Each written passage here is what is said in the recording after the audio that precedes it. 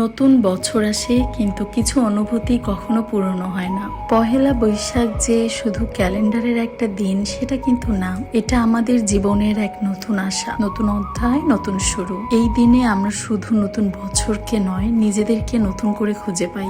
শুভ নববর্ষ।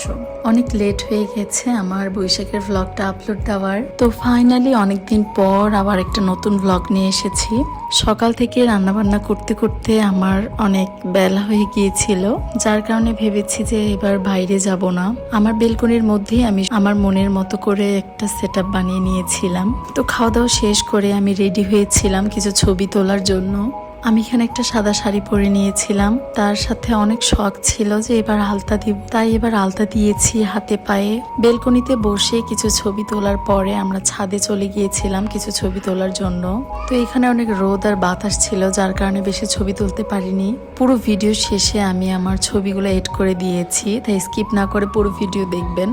এই গরমে আর কোথাও বাহিরে যাওয়া হয়নি, কিন্তু সন্ধ্যার পরে বাসার নিচে যেহেতু মেলা লেগেছিল তাই আমরা মেলার মধ্যে গিয়েছিলাম। পহেলা বৈশাখের আনন্দটাকে আমি আরো রঙিন করতে গিয়েছিলাম মেলায়। চারদিকে অনেক রকমের দোকান ছিল, তো চারিদিকে রঙিন দোকান, খেলনা, হাতের জিনিস আর মানুষের ভিড়। পুরো পরিবেশটাই ছিল কিন্তু একদম উৎসব মুখর।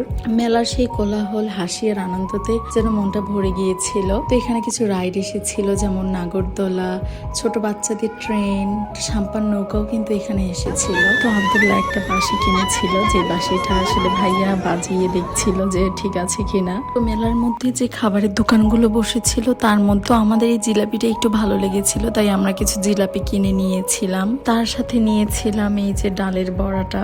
পুরো মেলা ঘুরতে ঘুরতে শেষে এসে আমরা জিলাপি আর ডালের বড়াটা খাচ্ছিলাম। তো জিলাপিটা সবারই ভালো লেগেছিল, কিন্তু ডালের বড়াটা তেমন কারোই মজা লাগেনি। তো আমরা ফুচকাও খেয়েছিলাম। সবকিছু খাওয়া দাওয়ার পরে বাড়িতে আসার পথে মনে হলো যে একটা ঠান্ডা ঠান্ডা তরমুজ নিয়ে যাই, ফ্রিজে রেখে ঠান্ডা হওয়ার পরে খেলে কিন্তু অনেক ভালো লাগবে। তরমুজ কিনে বাসায় চলে এসেছি। তো আজকের ভিডিওটি ছিল এই পর্যন্ত। আপনাদের কাছে কেমন লেগেছে অবশ্যই কমেন্ট করে জানাবেন। তো নতুন নতুন ভিডিও পেতে আমার ফেসবুক পেজটি আপনারা ফলো করে আমার সাথে থাকতে পারেন। তো আজকের মতো এখানেই বিদায় নিচ্ছি। সবাই ভালো থাকবেন, সুস্থ থাকবেন। আল্লাহ হাফেজ। আসসালামু আলাইকুম।